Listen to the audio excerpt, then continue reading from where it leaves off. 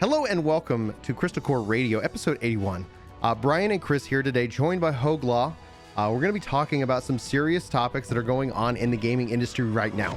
If you guys have not been paying attention, a lot of this is revolved around Activision Blizzard, lawsuits brought forth by the state of California, and obviously just the general impact this is having on gaming right now. We want to try to do our best to kind of represent, I guess, the gravity of such situations.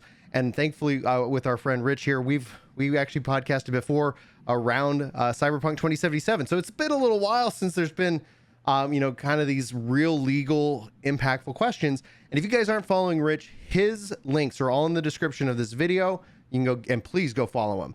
He's released 2 videos on this subject already, and I think they're definitely must watch and listen to videos because it's going to give you a lot of context, a lot more insight than generally you might find on a forum. But Rich, please introduce yourself and state anything that you want to state for legal purposes.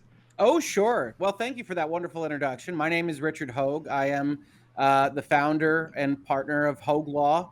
And yeah, I have a YouTube channel called Virtual Legality that covers a lot of this stuff. Unfortunately, some of our most popular stuff is on some of the most serious incidents in video gaming and technology in general, like this one, of course. In terms of disclaimers, if you haven't looked at virtual legality before, if you haven't worked with a YouTube lawyer before, this isn't a formal legal advice scenario. Lawyers can't give legal advice until you're sitting in the room with them, or at least on a Zoom call, telling us about your specific circumstances. So this is for information, educational purposes only, and hopefully it is both educational and informational. The only other disclaimer I would give, which is the same disclaimer I give on my own videos in virtual legality, is if you've been in there before, you know that I actually have family that works at an Activision subsidiary. So I have not specifically talked to them about any of this, and I won't do that. But if that impacts your opinion of my opinion on these matters, I want you to know that because that's important to me. So I don't think I'm biased, but I do have that relationship with Activision. And Chris, I'm going to bring you in as kind of the main view at this moment. Guys, if you haven't seen, Chris posted a really heartfelt video today about his relationship with Blizzard.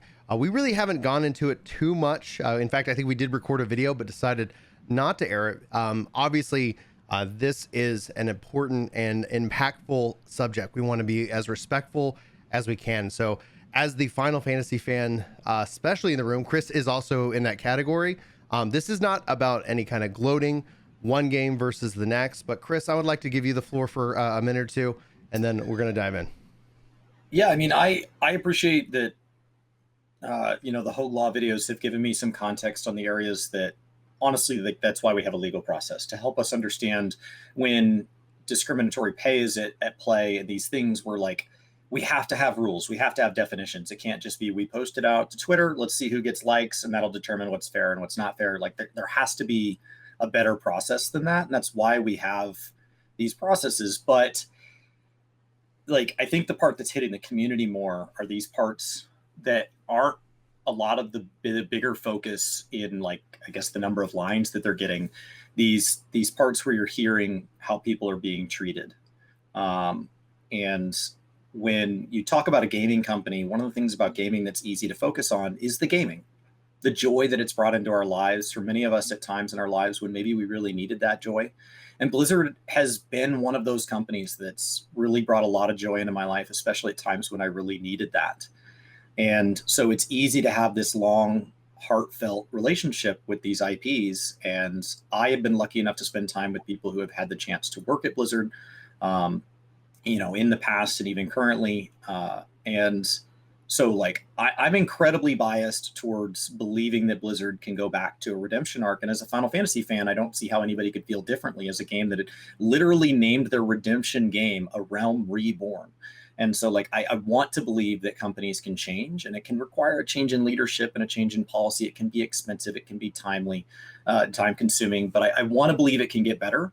But I think where I'm at with this, and where I think a lot of people are struggling, is this is internal. And so when you see a company affected by a natural disaster or a change in regulation or dealing with policies where maybe there's multiple countries at play and they're trying to stick to one set of their internal policies, but something's very different in China than it is in the EU, than it is in here, that feels like, oh my gosh, these people just went out to make games and they just want to make games, and it's blown into something much bigger than that, especially when you get these multi-billion-dollar companies.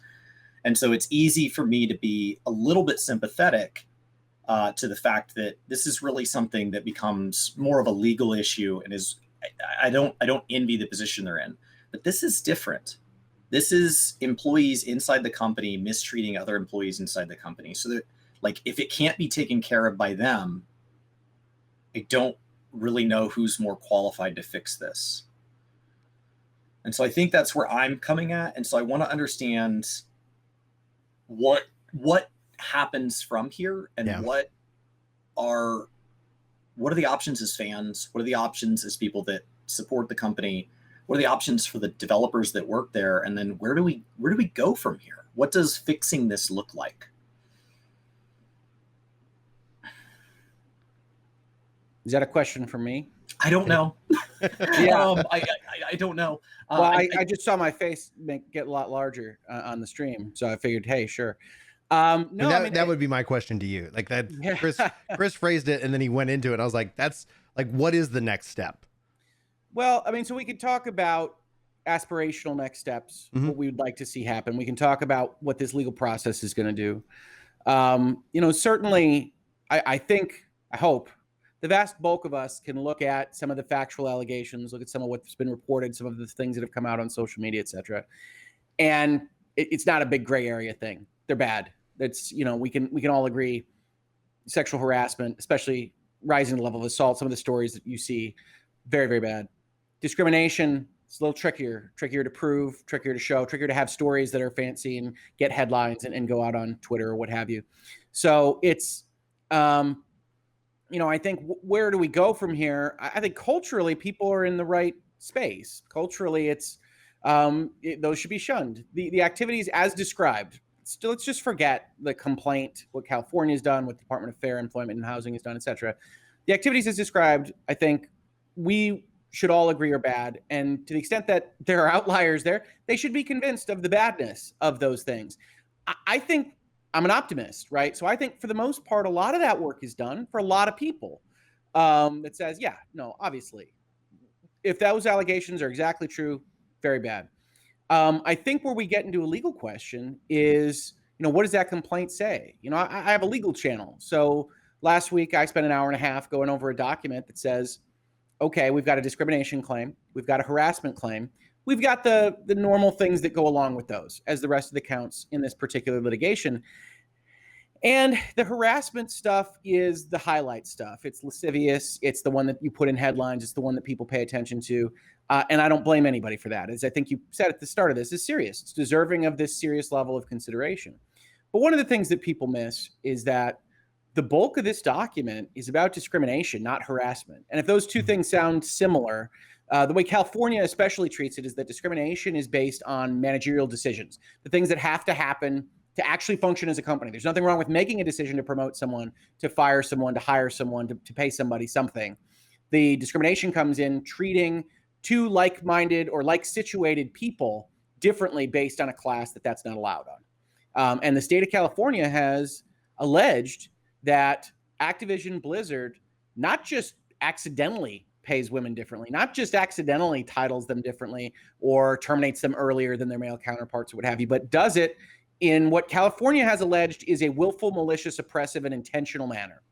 And one of the things I point out is that that's a heck of a hill.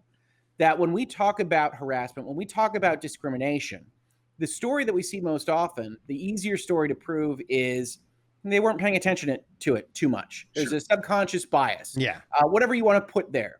The state of California has instead alleged really that Activision Blizzard and Activision Publishing, the three entities that are named, and it's unclear exactly how much of the subsidiaries they want to drag into this, are deliberately set up to harm women. There's an intentionality component to it. And to me, when you set up a case like this and your factual allegations are, and I don't want to discount any of the things that go in there, but they're relatively short. It's a 2-year investigation. The harassment component consists of 3 paragraphs, and the discrimination is a bit longer.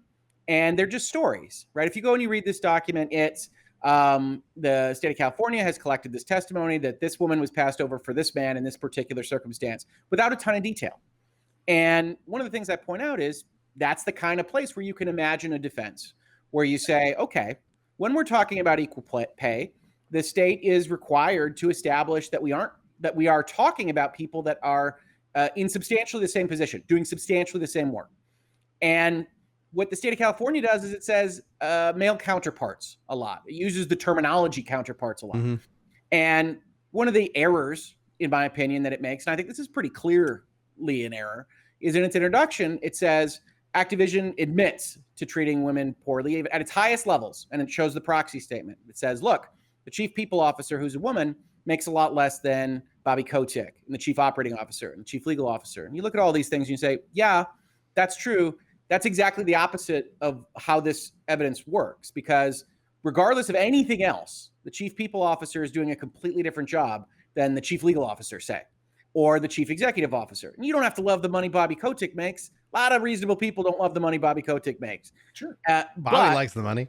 Sure. Bobby's okay with it. He cashed that check. 10 years, and at the time, I think total revenue then was less than, total net value of the company when he took over is worth less than their annual revenue now. So like at a base level, before we talk about the number, it's logical that he would make some number that's a lot. The question is, he's been the captain of the ship for however many decades, and the captain gets that money. We can talk about Bobby differently. Yeah, the point is, he's the captain of the ship, and the chief people officer is an important role. That the woman in that role made $4 million last year. It's an important role. It's not the captain. And so when you're talking about this from a legal perspective, it's important to note that when we're talking about counterparts, we have to talk about people doing the same thing.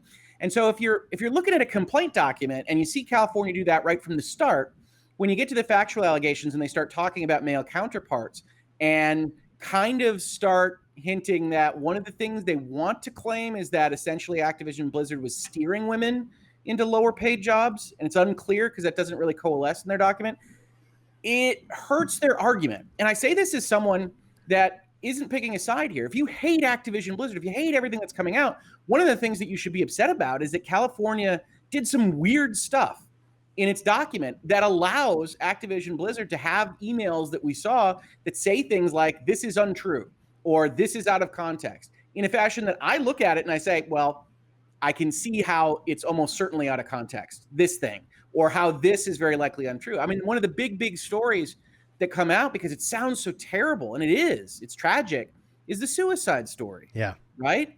And that's out there. And there's a sentence from the state of California that says the suicide happened because of the harassment. And they don't establish harassment. They say there's a relationship between the supervisor and the subordinate, which is bad. And any lawyer would tell you, don't do that at your company. But Activision comes out in their statement by far the most strongly against that paragraph. Says, are you kidding me, California? That suicide had nothing to do with anything that you're alleging in this complaint. And I look at that and I say, the evidence that California has collected, it's unclear to me what kind of evidence, not the like what kind of evidence gets you from suicide, which is traditionally a very mysterious kind of thing from a criminal perspective, because, obviously you've got evidentiary problems, and this harassment, other than you're trying to show something about the company. And you've given Activision a certain amount of high ground to say, prove it. What are you talking about with respect to this thing? But California got what it wanted in that it goes into the headlines. And that isn't to say that California can't prove its case on that point. I sit here from the outside looking in and say, what is that? Whose testimony did you collect? How do you get there for that particular allegation? Activision reacts so strongly to it. You say, okay, I wonder what other stuff there is in that particular story. And then you break it down and you've got 3 stories ultimately in the harassment section, every one of which is deserving of the investigation and is deserving of the treatment that people are giving it. But that is also deserving of looking at it and saying, well, California is trying to make its case with this document. How can we think about what this could potentially look like that isn't uniformly damning just from its observation? Yeah. And so that's what we try to do in virtual legality, is just look at it and say, well, we're at the complaint level. This is informational. This is good. This is interesting. It's good that California laid this out. I sit here as a lawyer, and I don't blame anybody for not doing this. Everybody's entitled to their opinion, and say, I'm interested in what those documents are that come out on Activision's side, even though the video I did today is also about Activision's PR is in absolute turmoil. They've been in absolute turmoil oil for their PR for a very long time. One of the things that when I watch Asmon and Bellular and all the big WoW creators, it ends up feeling like that's in unison. Yeah. They're like, they've had a massive PR problem, and just what their latest statement doesn't help. It only is just like, oh, more kerosene. Let me just dump it on this fire. The statement last week is insane and is not vetted. And then the emails that come out, you 100% in this circumstance have to know that those are getting leaked. That those are coming out. So you write those to be on Kotaku and Polygon and IGN and wherever. And they either didn't or they're just not thinking through their strategy. And this is a corporate lawyer talking about strategy and messaging. And obviously the underlying stuff is vastly more important. But as a company, if we're entirely generous to Activision Blizzard and say they were railroaded by California and some of this stuff is decades old and they're being treated unfairly and out of context, even if you assume every possible thing that Activision wants you to believe from their statements, they're writing them crazily. Brack has a section on Gloria Steinem, and then they come back with more of the California is out to get everybody. And there's also, they're just everywhere on these statements. That California out to get a C-level person coming out and saying, well, I've been at the company, since March, and in my 16 days where half the employees are probably still working from home, nobody's driven into my executive office and harassed me directly. Is that supposed to tell us something? Like it isn't wildly informative to the situation. It isn't a great amount of context there. And so for a company that oftentimes is accused of not communicating, it does feel like they would have done themselves some favors by just communicating less. Like if these were the statements they were prepared to make, they probably should have just said, we're looking into this, it's very serious, and then just silence. Yeah. Because this does not seem better. The right tact is always, these are very important things. The state of California is justified to be looking into things.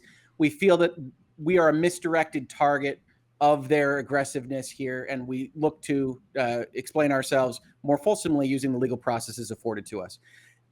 The middle paragraphs of basically both responses and the original response to like the IGNs and the GameSpots of the world are crazy. And it's very specifically individual. I think I say it in my video. I think I've said it in my commentators who've asked me about it. Very specifically not vetted. It's not crisis communication. It's not legal. It's an executive. It might be Bobby, for all I know, that is going out there with actual individualized animus. And you say, well, on the one hand, as a commentator who reads these things all the time and has messaging videos, I don't even know, I might have 100 now. It's nice to see a person, I guess, but this is stupid, and this is why you don't see that. Now, go ahead, Chris, go ahead. So from here, I think what's ended up taking control of the narrative now is, now that we've made it about personal messaging, devs coming out and saying, not only do my statements not represent Blizzard's statements don't represent mine, and then going on to twit longer their thoughts. Yeah. And we're hearing devs say, hey, we're not getting a lot of work done right now. Now, that's not the same as a leadership coming in and saying we've officially halted development or anything like that. But they're saying, hey, workplace isn't highly productive right now. Yeah. Logical. Yeah. It's like an airline slowdown. Like, all right, pilots, we're going to walk really slow, and it's just a natural slowdown that just like bottlenecks the whole process. So what are the options for like current employees at this point? If you are mad about things like this, do you just have an obligation to do your job while the legal side, because technically at this point, it's just allegations, right? Oh, 100%. At this point, we're not talking about criminal offense. We're talking about alleged behavior. And so you have an obligation to do your job if you want to continue collecting paychecks. And I assume that the vast majority of the American public, especially after the last year, needs their next paycheck. Oh, yes. No, none of this changes the contractual relationship that you have with Activision Blizzard, except that there's a lot of things that employers can do to piss off their employee base that don't rise to the level of a civil action or a criminal action. And so I think what you see even more strongly than the reaction to the allegations right this second is the reaction to the messaging. I framed it in this morning's video as you can watch the emails come out and then they lose it. And so it's one of those things where, yes, you have an obligation to continue work. Like most things, you've got kind of a bell the cat scenario, which is as long as enough of you are doing something slowly or otherwise, they can't fire everybody. And they can't make a message out of everybody. Honestly, from a practical perspective, they can't make an example out of anybody that's reacting to this story right now. Yeah. That would be absolute suicide. I mean, it is Blizzard Activision, so like it could happen. You know what? We just laid off another 800 people. A certain amount of rationality. So like everything, when I say something, it does assume that people are acting with at least a certain amount of rationality. So yes, it's possible.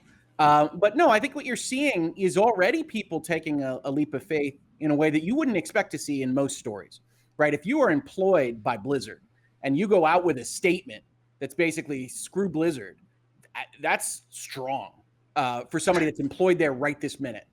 And so that's about what you can do right this second. You can quit, of course.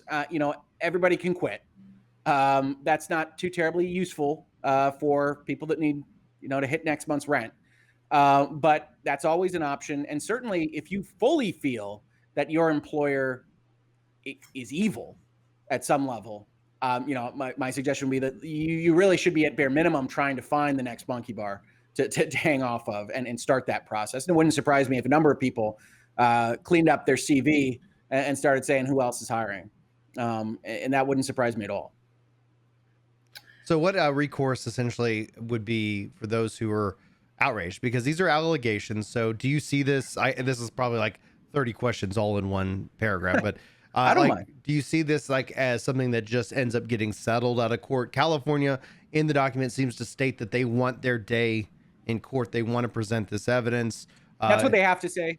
I mean, that's what they have to say in that kind of complaint document is we're praying to the court that you'll hear our plea. So I will tell you that something like 90% or more of cases, civil cases of all kinds, settle. And so the normal course of action between a state and a corporation would be to see a settlement because these are two sophisticated entities. They're giant. And litigation is costly, expensive, time-consuming, and gets you to a number at the end. It gets you to the same place. If you knew with perfect clarity after 9 months or a year and a half of this that you were going to finish up at $250 million owed and have to make these changes, then if you were Activision, you'd rather do that without paying your lawyers. So in a perfect world with perfect information, parties will settle. And that's why you see so many settlements. The other reason you see that is if this goes to litigation, you hear people on the internet talk about discovery. The particulars of this specific discovery action are about your compensation decisions and about everything else. Where does harassment live? That's going to be a whole lot of discovery. And if you're Activision, the one thing you don't want is a big, breadthful discovery of things that are your most sensitive information. Compensation, I don't know your stories, but if you've ever worked at a business that has compensation, black box decision making, they're documenting everything. There are very candid conversations, and you don't want that out to anyone. You think about Epic versus Apple and the stuff that came out of that case. This could be 25 times worse. And you think about the partners that Activision has had. You saw Bungie come out with a thread saying, we're much better than Activision. Bungie worked with Activision for 7 or 8 years. Mm-hmm. There are emails in those servers that talk about them and use those kinds of things at Activision in terms of resources. So nobody is clear on any of this if it goes to court. That being said, I said in a perfect world, in a normal world, you'd settle. California's first couple paragraphs of their introduction aren't even really about Blizzard Activision. They are, if we're not being generous to the state of California, they are self-righteous.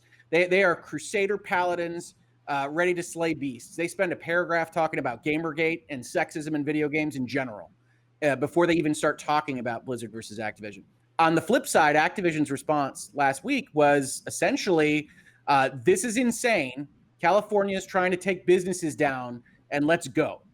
In such an emotionally laden response that when you think about when litigation occurs, it's when people believe in their cause and one party or another is mistaken about their success percentage. And it looks like from right now, before cooler heads prevail, this is the kind of thing where you could see a nuclear exchange, where you could see California and Activision go into the mattresses, and that's when all hell breaks loose. So on that note, because basically you just described poker, where it's like typically the person who loses big thinks like, oh, they got a better hand than they actually have. Turns out, you know, a 2-7 split wasn't the right call, and that did not, you know, hit anything for you.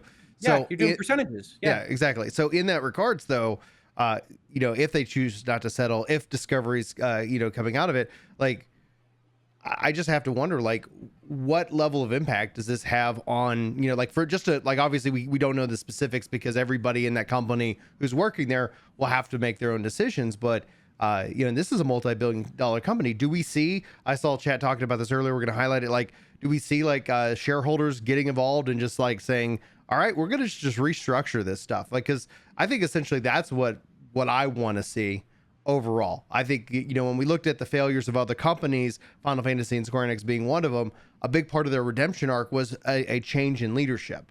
We saw this actually with Jack in the Box from another company in the United States. Their marketing shifted to bringing in this leader who had returned, Steve Jobs-esque, and to shake things up and to fix all the bad apples who had let things go so awry. And essentially, I think that's a public statement, a narrative that we've seen. And then on top of this, like, one of the things that I think makes this such a, you know, an unfortunate story, because people have been hurt. Like, obviously, that woman lost her life, but at the same time, it's like, this is just another thing in a line of series of PR blunders and issues that like Activision Blizzard has continued to found themselves in. Yeah. And so, like, the question would be, is that from the outside, you know, like, what is the right recourse? We don't typically see like boycotts having any impact in gaming. It tends to be something where it's like, you see only people calling from boycotts only to help boost sales of said game because it draws more attention to it. But I've seen people, you know, obviously calling for that now. Is that something that if people feel compelled to, that is like, people are, do you think Activision Blizzard is actively watching the numbers more than they ever have before right now, especially with Discovery and this and these allegations? Well, I mean, I think Activision has people in its company that are always watching the numbers, are always watching subscriber numbers, are always watching how marketing is responded to, likes, dislikes, whatever, on everything that they do. I will sit here and say, I think everybody on the outside should do what their conscience compels them to do. You know, in terms of organizing people, that's kind of a different question, because I don't know what your success rate will be or not. Certainly a lot of people right now, and we're 4 days out from that complaint being filed, right? So we're still in the early stages, are, you know, boycotting things like journalistic coverage of the company. I'm seeing statements of that kind. I'm seeing other things, which might be, you know, the next video that we do, because it's unusual. The thing about Blizzard Activision right now is that they have some of the most popular premium video games on earth.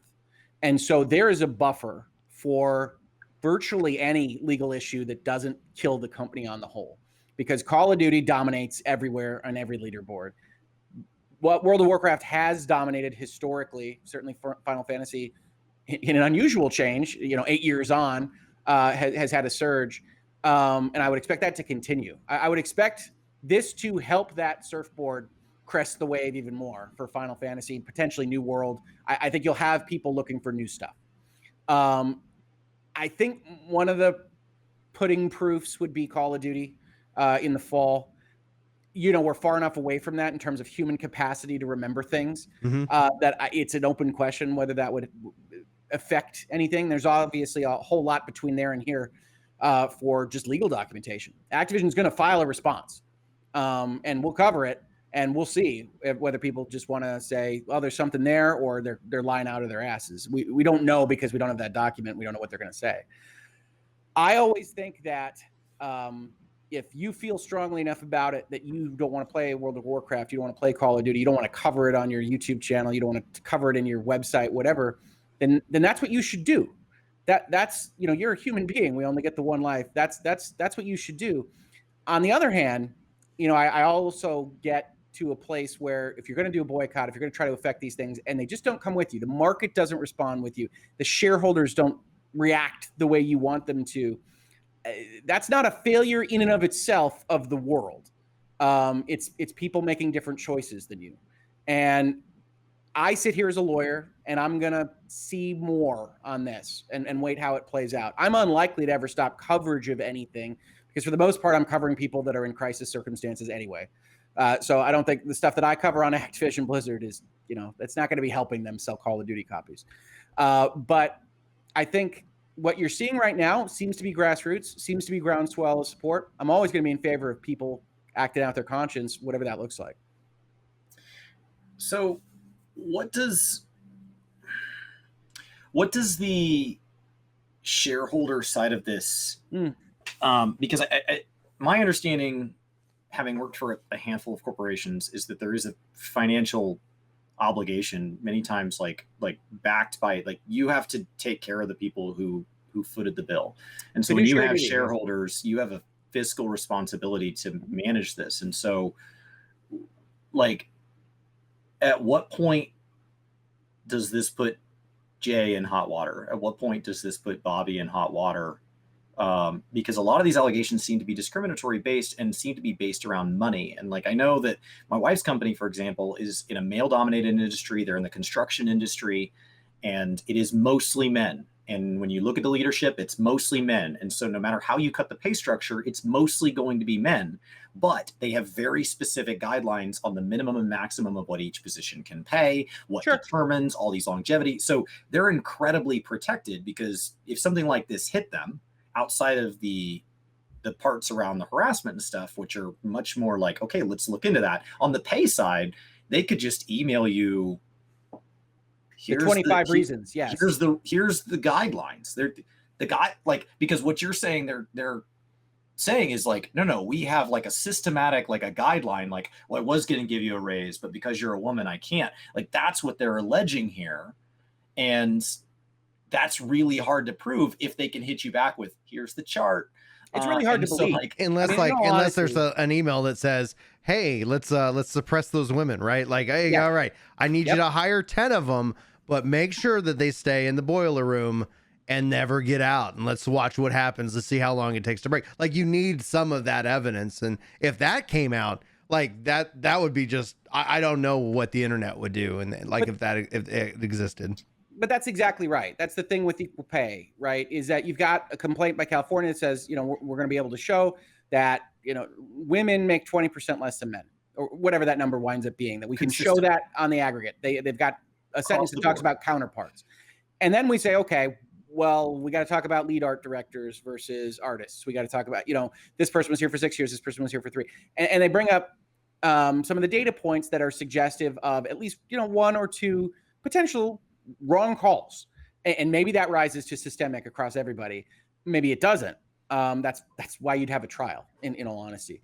But you are absolutely right. It would surprise the heck out of me, and I have no internal information on this at all, if Activision Blizzard, as a corporate publicly traded entity, doesn't have documentation requirements for every single employment level decision that they make. Were you promoted? Were you not? What's your pay rate? Whether we hire you? What's happening with respect to your years? You do that for this, not specifically for getting sued by the entire state, but for the one person that comes and says, I've got a problem because you promoted Bob and you should have promoted me. And then they can pull out their folders and say, well, this is why this happened. And everybody can do that.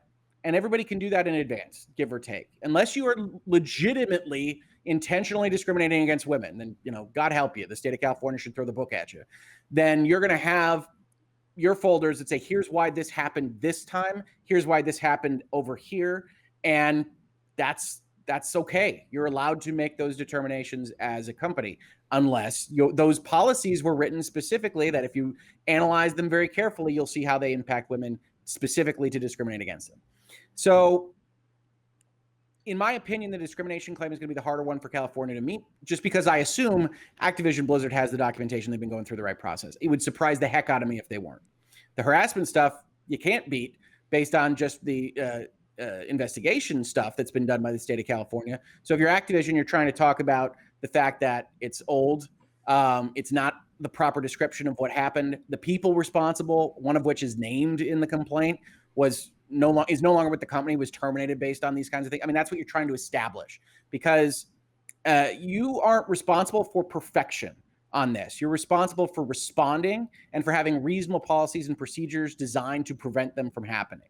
If they can show, look, we made them go to harassment seminars, we made them go to the discrimination seminars, we had all these policies and procedures in place. When we found out about something, we suspended them, we terminated them, whatever it is. If you can show all of that, then it's a much tougher case to bring. California thinks that they can't show that.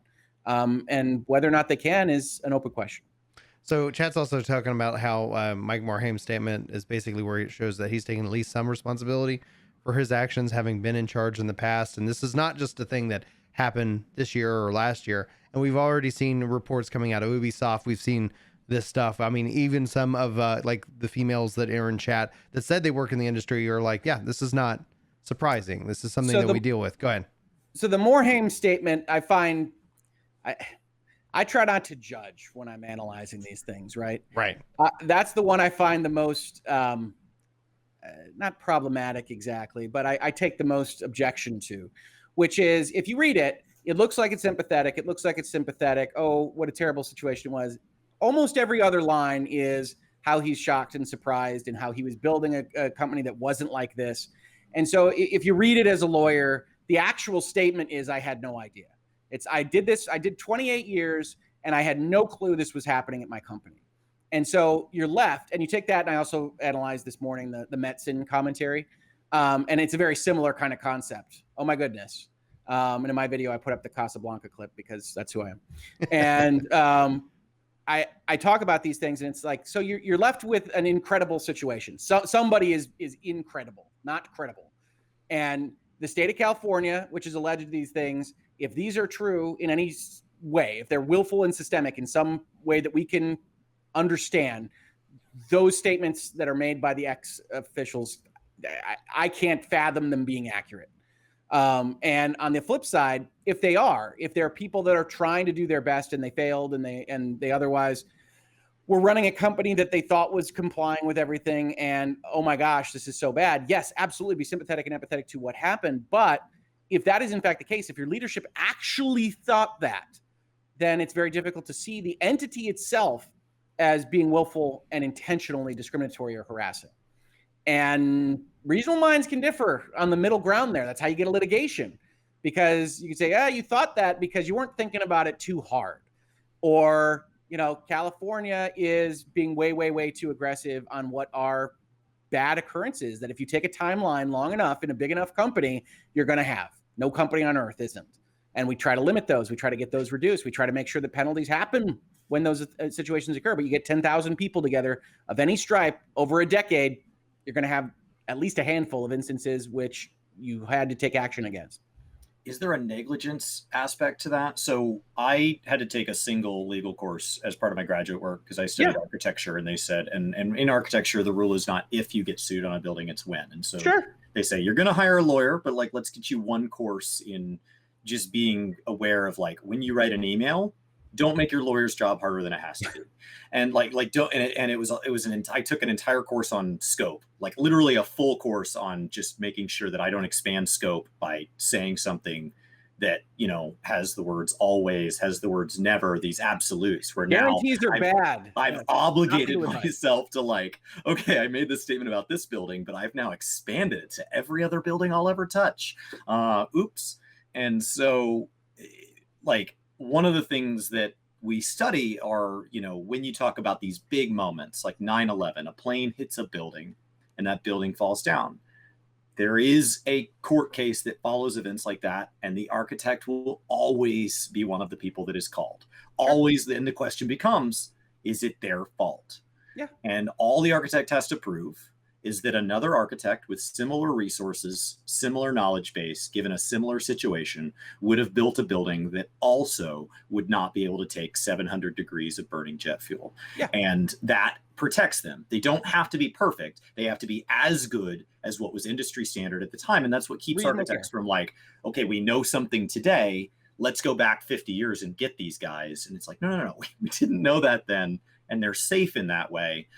Is there a negligence here where you're like, well, maybe he wasn't supposed to know, or was that part of their job?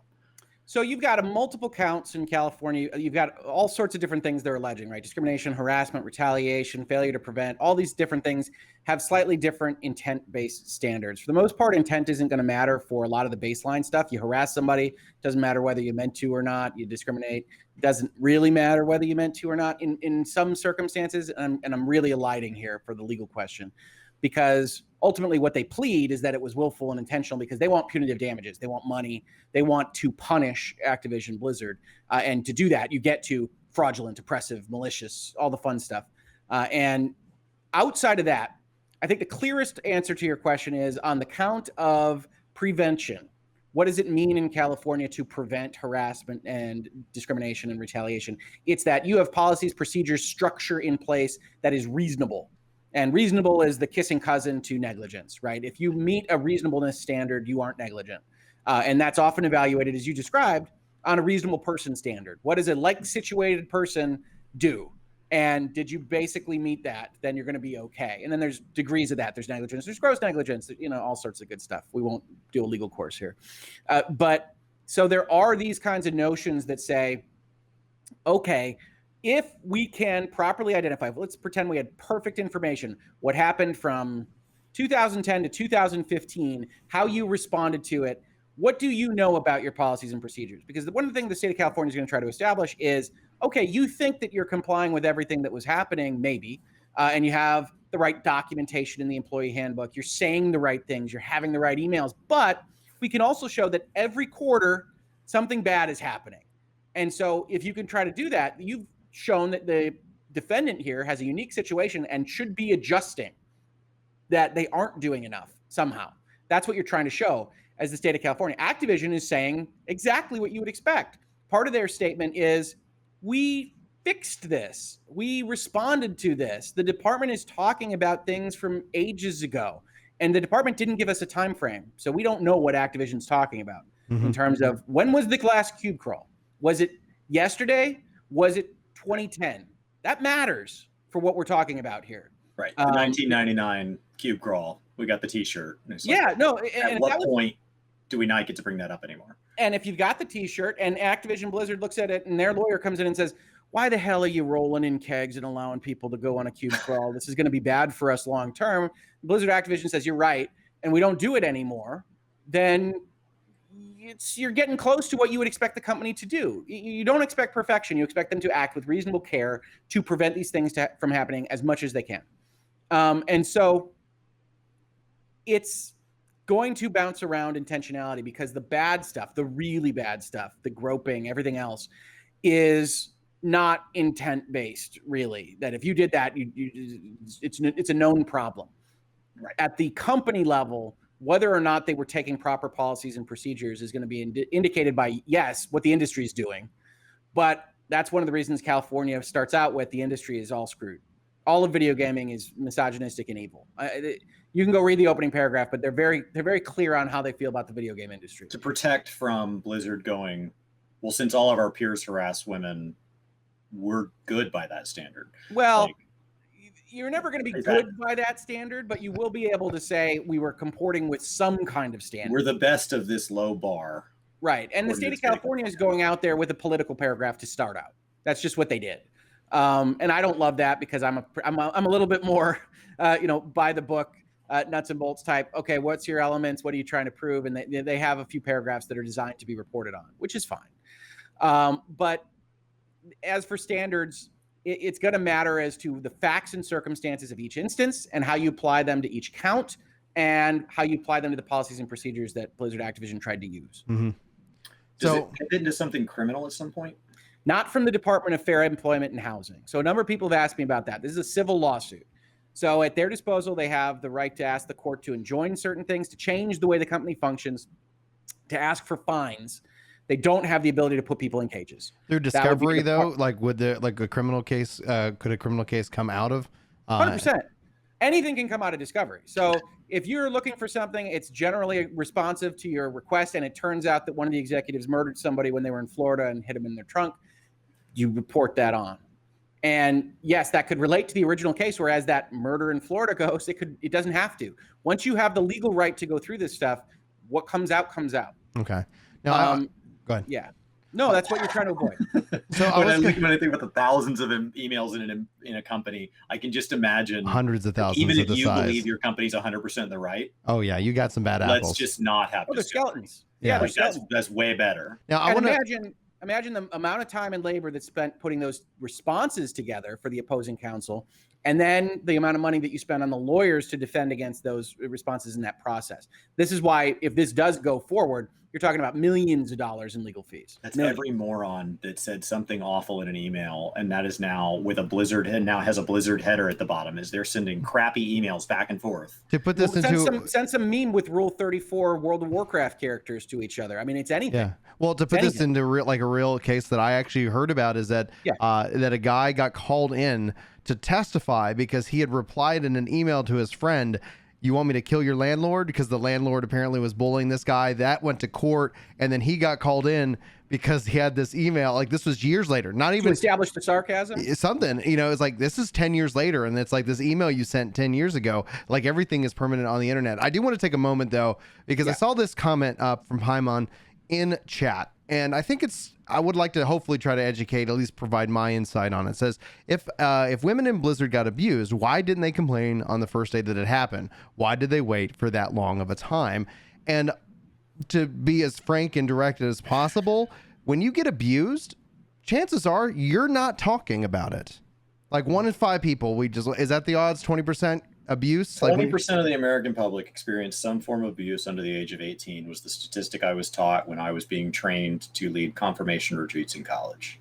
And at that core of it, like, it's not something that we need to think of it from an empathetic level. My wife was harassed at work, and she told me about it. And honestly, she didn't realize that at first she was being harassed. I go, Julie, that's inappropriate. But they had this close relationship and this. And then all of a sudden that wall starts breaking down, and then you start realizing, and eventually got to the point where she said, she's like, please stop touching me. It is not appropriate. And so there's a sense that also, I would say culturally, from women in the workplace, that there's a sense that, like, you have to work twice as hard. You have to be there. You got to be a team player. If you ask for anything, you're going to be seen as, like resistant and change. And you also don't want to ruin the vibe. Everybody's making a lot of money. This is a part of the standard of it. There's a real psychological thing in it. And it's that sometimes it takes a little bit of time to realize, and you might be afraid to speak up. You might be worried about endangering the job of your friend, or you don't know where you fit in. There's a lot of reasons why somebody doesn't sit down and say, hey, you know what? I was abused. Especially when it starts with something small. My mom, when I was in high school, lost 50 pounds through an immense amount of work and an immense amount of effort, and trained to walk a marathon to support stroke. And it dominated 2 years of our household. We were all on Weight Watchers. It was a whole family effort centered on this journey. And I bet we all lost weight. And my mom lost 50 pounds. And she was working in a male-dominated industry. The women in my life, that's pretty common. She was working in the defense industry selling supercomputers and around a bunch of engineers. And she stayed at that job for another 2 or 3 years. And then she left for another opportunity. And on her last day, one of the guys came up. They'd known each other 7 or 8 years at this point. And he said, hey, I just wanted to say, I know that you've probably worked very hard at it, and I never wanted to say anything before, but I think it's really great that you lost the weight and you look really happy. And she said, why didn't you say anything? I said, because I never wanted to make you uncomfortable. And now that I realize this is the last time I'm going to see you, I just wanted you to know that, like, I think it's awesome. He didn't want to cross that line. Sure. Right. And because he didn't want to make her feel uncomfortable, that he said she looked nice or she looked great. But to a guy that doesn't have that level of caution, the reason he's fearful of that is because we have to be aware there are guys that will take that as, she liked it when I complimented this. Let me take this further and further and further and further. And so it's a slippery slope. You look like a real jerk if somebody is just trying to compliment you and you blow up the very first time. You look like the moron for saying that made me uncomfortable. So I think, at least from people I've been around and that have gone through abusive situations, it's not that simple. It's really easy in hindsight to go, here's where we're at, this is problematic, and this was the first occurrence. But I don't think the first occurrence was like, yeah, I definitely see where this is going and I'm ready to ride this train. I don't think it starts like that.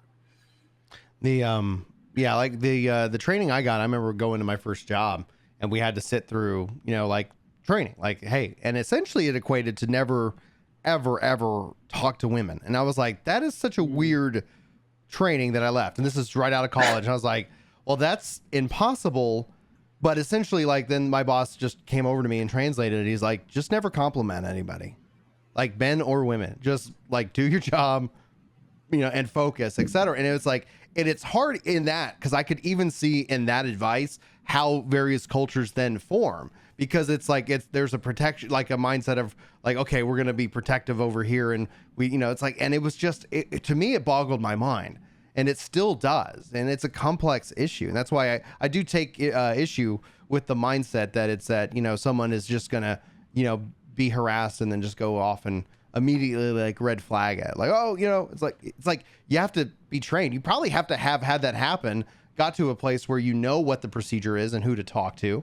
You don't, like, especially if you're new at a job, you don't know who knows who's buddies with who. Like, we could sit here and we can org chart this all day, but one of the things that comes up that is always in all business is that, like, people have friends and they have favorites, and you can sit here and you have walls and things like that to try and mitigate some of that. But it's natural that, like, I remember even being asked, like, who's your best friend at work? That was a big initiative back in the day, because they, like, happy employees have somebody that they look forward to hanging out and talking with. And then that led to all kinds of problems with certain types of employees. They got a little too close, a little too buddy, and things, like, evolved from there. And it was just like, it's hard because, like, it hasn't happened to me. I haven't been in a situation where, like, I had to compromise my values for the job, but I've been in boardrooms where people have said some horrific crap. Sure. And it's like, and then that's when I go, oh, this is not going to go well. This is, they're going to I think they'll get replaced. And if they don't, then I'm just going to leave. And that person would end up, finding their way into probably a promotion somewhere else in another company. It's sometimes that we live in a world where it's the bad guys don't always lose.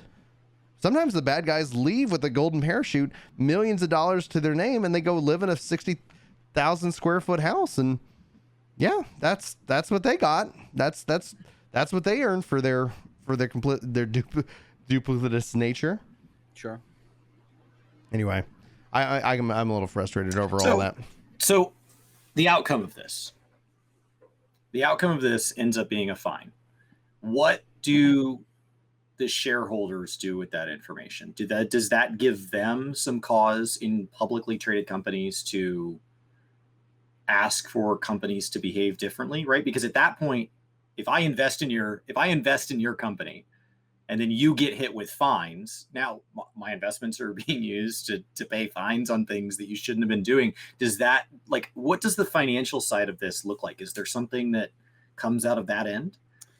Well, I mean, like any stock market price for a publicly traded company, you've already got the lawsuit on file from last week. So investors right now have already started pricing in what they think the likely hit, not hit, is going to be for the long-term longevity of Activision Blizzard.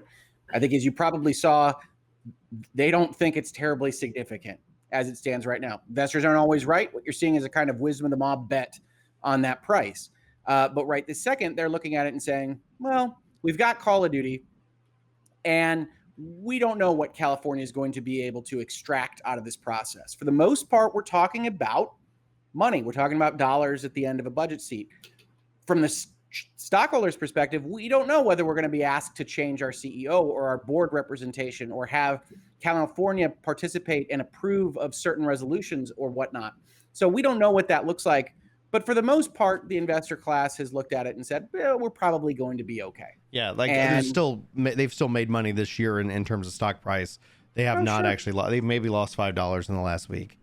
And that's honestly, that's what I would expect. Now, a lot of people on the internet look at that as some kind of problem for the investor group, but investors are just pricing what they think is going to be the happenings at the company. And honestly, at least in video games and publicly traded video games in America, we don't have a close analog for this at all. Yeah. We know that DFEH asked for and intervened in preventing a settlement last year for Riot, where they tried to settle for $10 million for similar claims. And California said you shouldn't settle for less than $400 million, which is, more than $10 million. And Activision Blizzard is bigger than Riot.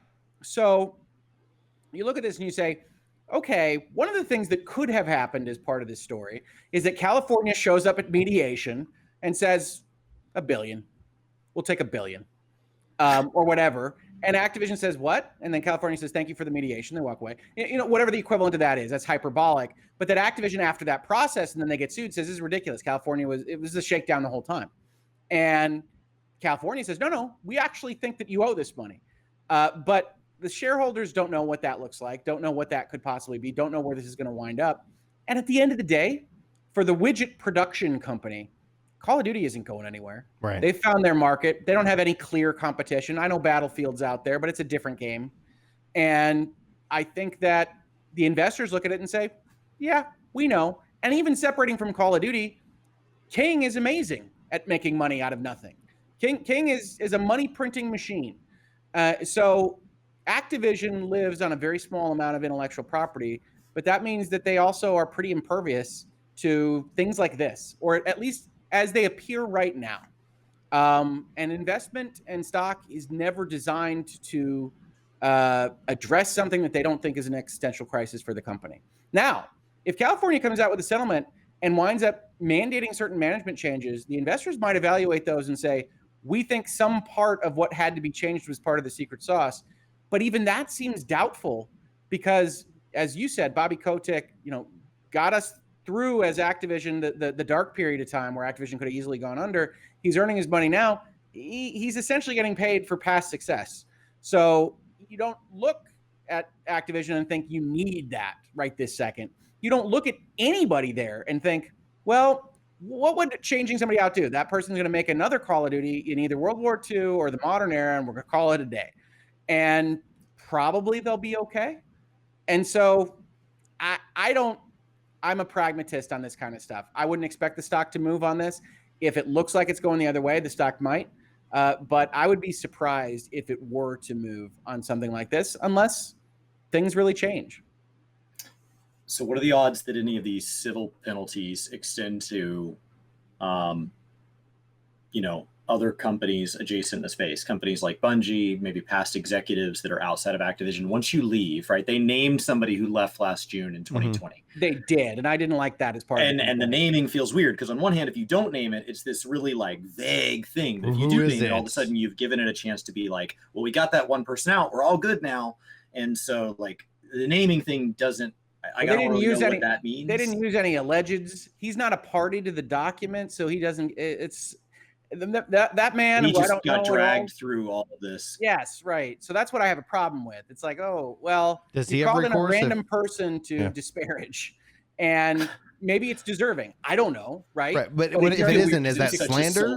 If he didn't, is that slander? Is that something in which that for the most part, legal documentation is going to get out of publicly? So I think he's just going to try to let this fly over. There was a Q&A that's now re-airing where a girl asked him why all of the females in World of Warcraft look like they come out of a Victoria Secret catalog, and his direct response was, well, which catalog would you prefer them to come out of? So he's put himself in this position, but it doesn't mean the position doesn't suck. But I guess my question is then, does this affect him? Does this affect Morheim? Does this affect Metzen? Does this affect? It might. So if you actually look at that lawsuit, you'll see that they reserve John Doe's 1 through 10.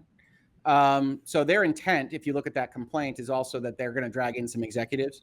They didn't say who they're dragging in, which is standard as I understand it. I'm not a California lawyer. For California protocol is essentially hold off on that for a little while. But there's certainly names that are in there. That individual, Brack, is in there. And you would expect them to pull management. You'd expect them to pull probably the supervisor from the hotel case, something about the cube crawls in terms of approval, and whatever else they got, because they'll go on a more of an investigation from here after the complaint was filed. But yes, they're eligible. The Bungies of the world, the other partners of Activision of the world, I don't believe are eligible for action under this lawsuit. What you might have is another lawsuit arriving. But no, I think if you're in California right now and you run a video game company and you see that opening paragraph to that complaint, you are evaluating things. Either how you operate internally or whether you want to be in California anymore is up to you. But that's you should. Any legal compliance person that's operating a video game company in the state of California should be looking at how they operate based on that opening paragraph of this lawsuit. Well, does anybody have any other questions? Because honestly, the next thing that's going to happen is we'll see what happens next. And honestly, I'm curious to see if it ends up being some kind of leadership shakeup, or if it's a settlement, or if this actually goes like Hogue said, to the mattresses in this regards, and see if they're going to go fight it out. Chris, do you have any other questions for Rich? No, I mean, I think that this is the sort of thing that either cements the way business is done now because nothing comes out of it, or causes changes. And those changes could be, moves to more companies taking place outside of California, because companies are looking at this as, seems like they swing pretty hard there. We'll go base out of Austin or something like that. It could be changes to policies, which is where I'd like to see it go. Things that say, okay, how do we get better and healthier as an industry? That's one of the outcomes. I don't know, but the fact that the financial side of this doesn't look like it's going to be affected makes me pessimistic that there will be any meaningful and lasting change industry wide, which is where I really feel it needs to be hit. There's been people who say well, if Activision Blizzard would just shut down, this whole thing that doesn't fix this. Those people then just go work somewhere else and this whole thing pops back up. So I think I'd love to see, I really just want to see this play out. And I want to see a leadership shakeup, but I think that has to come from choices internally. I don't know that it's anything that California or going to force. Choices internally, but also choices that each of us have to make for ourselves and our support Absolutely. of the games themselves, because that's one of the hardest things why we have not yet seen any video game boycott or any kind of impact work, because hype is a hell of a drug. I've already seen people say, in chat and in comments, I'm not going to unsubscribe from World of Warcraft. I'm not going to go judge that person. Everybody's got to make that up for themselves. And for the content creators who've built careers around it, that's a real, I don't envy that position. Even if I just put myself into that position, Brian, you're a full-time content creator. You have 5 kids and you have to, and they have to be fed and bills have to be paid, because guess what? You're not in the top 1% of the content creators who have no need of money and have all the views. And, it's I don't live in that protected bubble, so it doesn't matter what I play or stream or what content I make. And yeah, I think that's a decision that where me and the wife are sitting down and we're evaluating our options, trying to make a decision. So I wouldn't rush anybody to a decision that you feel like they should be at, especially when they have families and they're trying to provide for themselves. However, I think that essentially people have to evaluate their relationship, because I think one of the key power aspects that I see right now is the developers slowing development, the impacting WoW by not, or, by their protest work, and, or just the fact that they're all in shock and they're just horrified by these actions. We saw the same thing happen with the Blitzchung situation, where they made their frustrations at their companies, messaging, because essentially Activision Blizzard, being a global company, has to operate in, they operate and sell a lot in China. I'm not excusing it. I'm just saying that that's the reality of the situation. So I have a lot of mixed feelings on it. For me, I'm not subscribed. I can't unsubscribe again. I have no money. I don't have the games installed. I have really no impact in that regards. Chris has uninstalled the games. He has done these actions. His actions speak louder in that regards.